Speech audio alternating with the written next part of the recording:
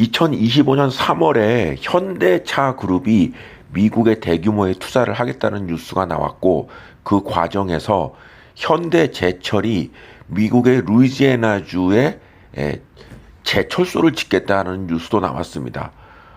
저는 이 뉴스를 그 당시에 보고 직감적으로 느낀 것이 무슨 돈으로 투자를 하겠다는 건가라는 의구심이었거든요. 당시 현대제철이 발표한 미국 제철소 건설에 따른 투자 금액이 58억 달러입니다. 8조 5천억에 달하는 돈입니다. 근데 현대제철이 지금 이 돈이 없습니다. 현대제철이 그러니까 이렇게 돈이 없는 상태이기 때문에 요 최근에 우리나라 대기업들이 많이 하는 유상증자, 대규모의 유상증자를 할 것이다라는 상식적인 그 생각을 할 수 있는데, 현대제철은 이때 또 유상증자는 하지 않겠다라는 언급도 했습니다. 그러면 자체적으로 8조 5천의 현금이 아니라 8조 정도의 순부채가 있는 현대제철이 뭔 돈으로 미국에 투자를 하겠다는 얘기인가? 라고 의구심을 가졌는데, 2025년 4월 21일에 그 의구심의 일단이 해소가 됐습니다. 포스코 홀딩스도 현대제철과 같이 루이지애나주에 공장 건설에 참여하겠다라는 뉴스가 나왔습니다. 아직 정확한 금액이나 투자 비율은 확정되지 않았지만, 현대제철과 포스코 홀딩스가 미국 루이지애나주에 합작으로 제철소를 짓겠다는 얘기입니다. 저는 이 뉴스를 보면서 아주 극단적으로 얘기하겠습니다. 미쳤구나, 이 생각이 듭니다. 흔히들 포스코 홀딩스는 그 옛날 포항저철이기 때문에 돈도 많고 여유도 있을 것이 아닌가라고 생각하실지 모르지만, 가장 최근의 실적인 2024년 12월 말 두 회사의 실적을 보면 매출은 둘 다 줄었고요. 순이익은 포스코 홀딩스가 48.7%, 현대제철은 98%가 줄었습니다. 그리고 현대제철의 순부채가 8조가 있다고 했죠. 그런데 포스코 홀딩스의 순부채는 무려 12조 5천입니다. 그러니까 두 업체 합치면 순부채가 20조가 되는 것이죠. 그러니까 이런 업체들이 미국에다가 합작 공장을 짓는다? 이게 도대체 어떻게, 어떤 아이디어로, 어떤 생각으로 이런 결정을 하게 되었는지 모릅니다. 저는 이 두 업체의 투자는 기본적으로도 맞지가 않는다.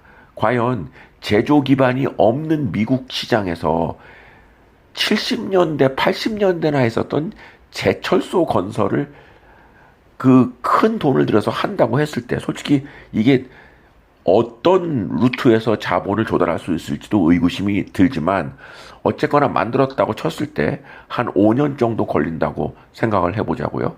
그랬을 때 미국 내에 지금 제조 기반이 전무하다시피 한 이런 상태에서 과연 미국에 있는 제철소가 어떤 매출과 이익을 올릴 수 있을 것인가?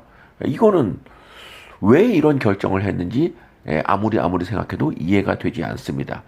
일각에서 현대제철도 그렇고 포스코홀딩스도 그렇고 강성 노조 때문에 경영이 어렵다, 뭐 전기료가 높아서 경영이 어렵다, 이런 얘기가 있는데, 루이지애나주가 미국에서 전기료가 가장 싼 지역이라고도 합니다.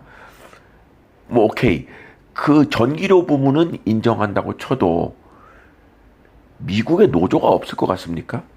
그리고 현대제철이 그 미국에다가 제철소를 짓겠다고 했을 때 현대차의 그 정의선 회장이 트럼프 옆에서 연설할 수 있는 기회도 가졌었지요. 근데 왜 이랬느냐? 당연히 그 지역에 고용도 보장을 하겠다라고 약속을 했기 때문에 미국에서 환영을 하는 것이죠. 그러면 이게 저렴한 노동력은 기대할 수가 없습니다. 우리나라보다도 훨씬 높은 노동 비용을 부담할 수밖에 없는 상황입니다. 그리고 제반 인프라가 전기료를 제외한 제반 인프라가 미국 땅이 우리 땅보다 훨씬 비쌉니다. 맨 땅에다가 제철소를 짓겠다. 그것도 혼자 돈이 부족하니까 포스코홀딩스라는 국내 업체끼리 동반해서 진출한다는 얘기인데, 이 얘기도 냉정하게 보면은 현대제철이 3월 달에 제철소를 짓겠다고 했을 때 특히 미국 현지에서 동업을 하겠다는 파트너를 찾겠다라는 뉴스가 있었습니다. 그런데 한 달이 지나도록 제대로 된 파트너를 구하지 못했고 결국 우리나라의 포스코홀딩스가 같이 참여를 하게 되는. 근데 문제는 두 업체 모두 지금 경영 상황이 굉장히 좋지 않은 이런 상황이라는 것이죠.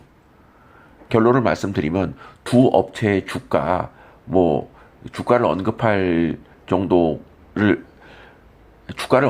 굳이 자세하게 주가를 언급하지 않더라도 지금 주가 많이 하락한 상태인데, 이번 건설을 계기로 더 많은 비용, 그리고 지금 85억 달러란 얘기는, 58억 달러란 얘기는 지금 현재 시점에서의 일반적인 그 비용 추산이지, 확실하게 얘기할 수 있는 건 아마 비용이 건설 과정에서 훨씬 더 많이 들어갈 것입니다.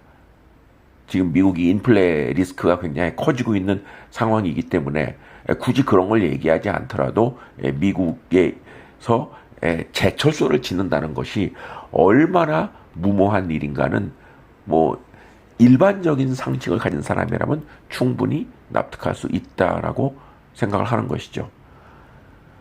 점점 어려워지는 상황에서 우리나라 대표 철강 2개 업체들이 국내 시장에서 오랜 경영상의 어려움을 겪고 있는데 한술 더 떠서 대단히 미래가 불확실한 미국 시장에까지 진출한다. 결론은 뻔한 거 아니겠습니까? 투자해서는 절대로 안 된다. 이렇게 생각을 합니다.